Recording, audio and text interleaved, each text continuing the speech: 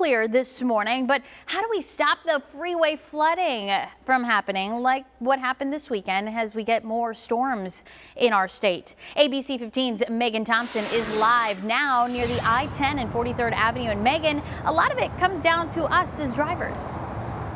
Yeah, we have to take action. You know, usually when we see the flooding that we did see right here on the freeway, that's usually when we see about 2 inches of water coming down in a short period of time. Now, ADOT uses pumps to get freeways drained, but it turns out what you're throwing out your window is creating a watery hazard for all other drivers.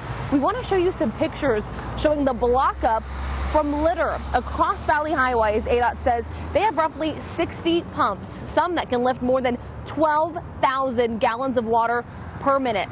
Their ability to work properly stretched when trash items are stuck. But ABC 15 also tracking other times these pumps have failed. Some stations overworked or have engines actually overheating because of the intense rainfall. And we now know October has been a historic month for the rain. It's easy to see how these pumps are working overtime. ADOT telling ABC 15 recently that even if those pumps fail, though, they will take action.